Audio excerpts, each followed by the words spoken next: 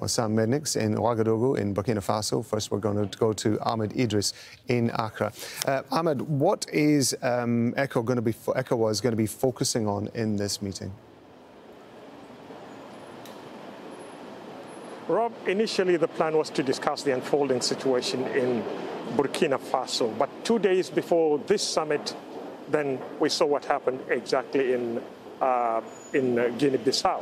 Although the coup did not succeed, but it's a warning shot to West African leaders, and they are scrambling for a solution. Right now, what they are discussing is the issue in Burkina Faso and how to pressure the military leaders there to hand over to a democratically elected government, as well as the new development in town, the coup that failed in Guinea-Bissau.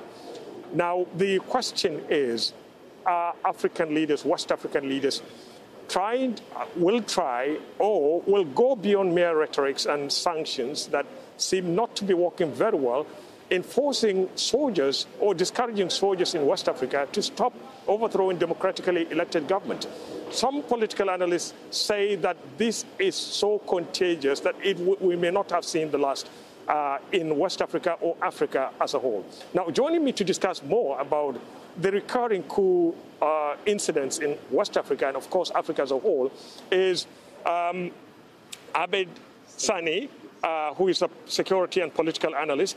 Talk to us. Is the safest democracy in West Africa particularly immune to coups? We've seen some in some West African countries.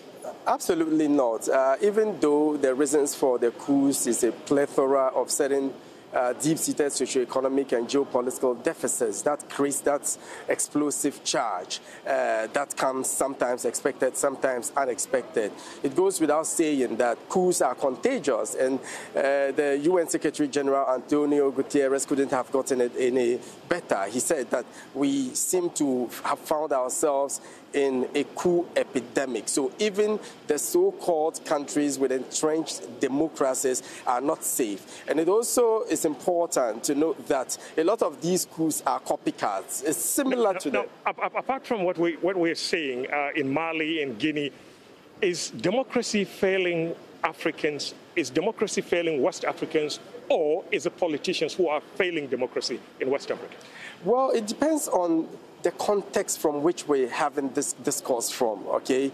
A lot of these so-called democratically elected, countries, okay? They claim to be democratically elected, engage in certain activities that looks more like military dictatorship. They manipulate constitutions so they can extend their rule. There's gross violation of rights. They are not able to deliver on the two main functions of the state, including one, human security, and secondly, fiscal security. So it depends, but it goes without saying that a lot of these countries cloak themselves in, so to speak, a democracy cusp. So what's before the ECOWAS heads of state now? Well, I think there's a template, Immediately the military takes over, you issue statements, you call for a meeting, you suspend, you warn, you impose sanctions. If it is not working, you impose more crippling sanctions.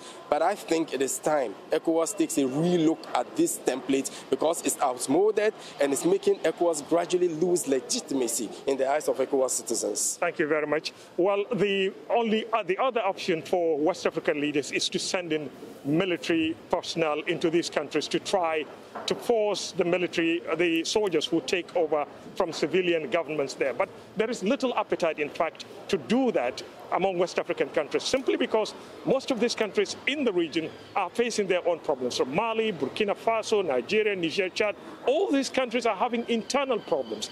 Insurgencies, separatists, and of course criminals, banditry and all that are all happening across the region, and their soldiers are engaged. So very few countries may be willing to even commit soldiers to do that. What we've seen, the last time we've seen this was, in fact, in the Gambia when Yahya Jammeh was forced by the threat of force from ECOWAS to leave power in the Gambia. Rob?